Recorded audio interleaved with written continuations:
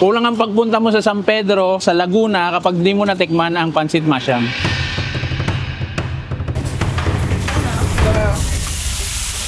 Ay, pansit, kakaiba. Weirdo po pakinggan pero masarap siya kahit may ketchup sa taas.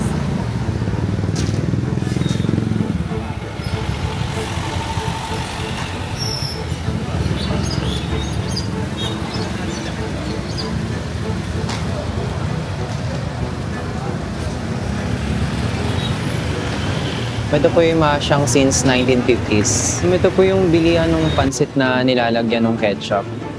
Kakaiba sila kasi may ketchup yung pansit. Di ba usually spaghetti lang naman na may ketchup. Meron yung tamis anghang. Pero ito kasi kakaiba yung dating niya. Dahil ang Pinoy parang mas gusto niya yung manamis-namis na pagkain. Dinagdagan nila ng kakaibang diskarte ng ketchup. Kaya masarap. Hindi lang mga matatanda, pati mga bata nakaka-relate do sa sarap niya. Mula noon hanggang ngayon, ito pa rin yung lasa na binabalik-balikan namin. Oo, kahit nga Metro Manila, kinana tong lugar na to. Nagulat ako kasi yung thought ng pansit na may ketchup, kakaiba talaga siya para sa akin. Kasi parang inisip ko, parang spaghetti lang. Kasi may ketchup na kasama. Pero ayun, masarap siya. Medyo weird at first sa aminin. Siyempre, makakita pa may ketchup na may pansit. Kasi po, hindi po ordinary yung pagkain tsaka masarap po talaga. Ketchup na may pansit. Oo, di ba? Yun ang nakakaiba dito.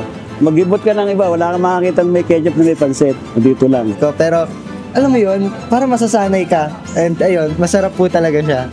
Wag sinabing pansit masyang, bago umuwi ng mga malalayong barangay, Dadayuin po talaga siya. kumakain muna dito. Kasi ito, paradaan to ng jeep, dumadaan dito lahat na kumakain muna dito. Pamilya, mga bata, nanay, kilalang kilala talaga to. Well, siguro, special lang siguro talaga dahil yun yung lasa yung nagbago mula no hanggang ngayon. Yung recipe po simula nung 1950s, ganun pa rin. Wala namang naiba. Simula nung bata pa kami dito talaga. Kapag ganadayo talaga to. Bata pa ako, dito na kami kumakain ng ano. Ito po talaga pinupuntahan sa San Pedro Laguna po. Matagal na to. Yung bata pa nga kami, ito yung 1950s. Hanggang sa nagdagdag na sila ng mga iba-ibang pagkain. Pero yan talaga yung inaano nila, tinitinda nila. Ito po yung pinapatakbo na ngayon ng anak ng may-ari. Kasi wala na yung pinaka-may-ari eh. Kaya pinamana lang sa kanila pati yung mga recipes. Hindi naman nagbabago lasa nila. Yun pa rin.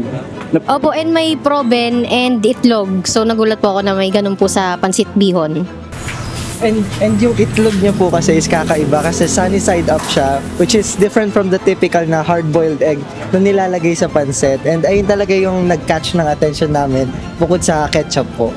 Yung pinakamura namin 30, tapos yung pinaka-special naman 50. Sa 50 po, meron dong balunan ng manok, tapos itlog. Tapos sa 30 naman, plain lang siya na pansit. Actually, nagulat ako kasi akala ko presyohan nila nasa 70, mga ganun, so 100. Pero nagulat ako, yung very special na lahat, may egg, may proben, is 50 pesos lang. And yung pinakamura is 30 pesos. Kaya very affordable and hindi nakakapagtaka kung bakit maraming nakain dito. Nag-open po mga 8, tapos pinaka-late po 12 ng gabi.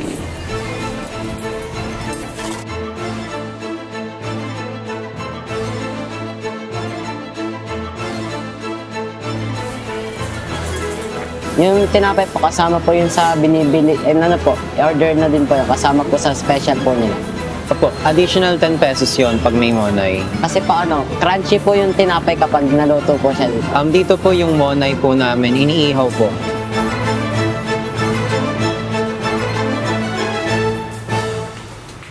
Marami na pong kumain dito na sikat na mga tao. Kagaya nung asawa ni Ann Curtis, tapos sila Dave Dalmarines. Si Arami na rin po kumain na rin dito. At si Vice President Jojo Binay po.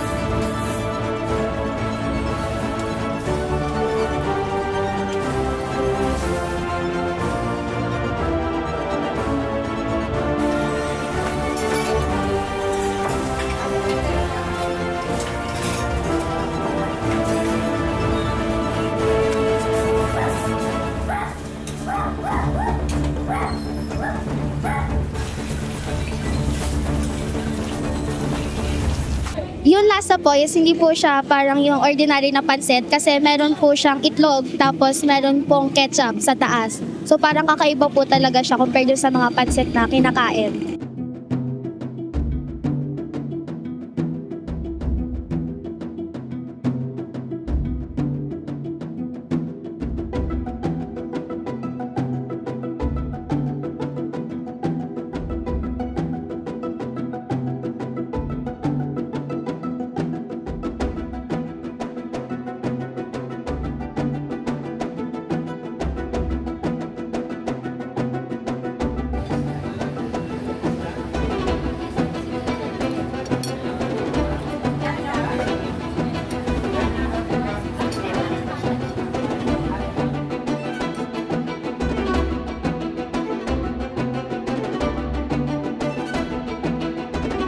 Mas sumasarap po lalo yung pansit kapag nilagyan po ng ketchup.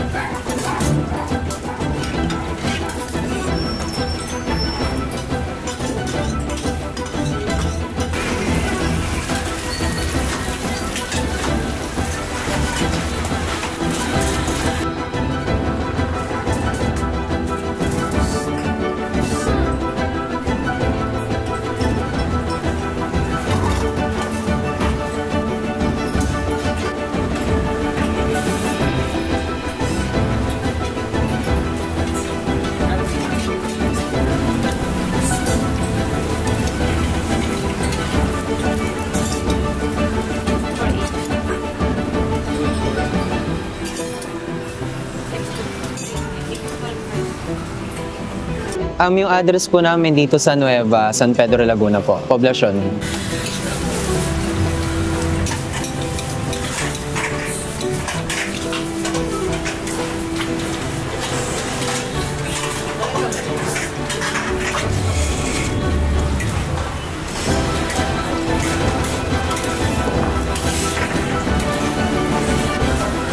Pag sinabing pansit masyang, is known as San Pedro's Fried Boss.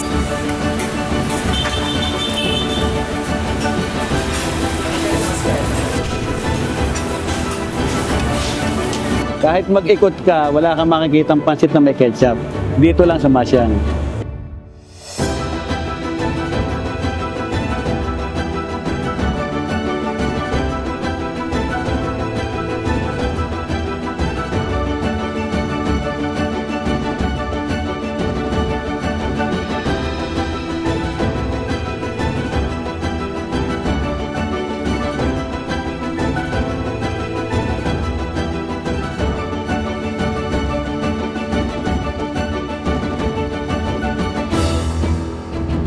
For more unique eats, follow us on Tikim TV Facebook page and please subscribe our Tikim TV YouTube channel.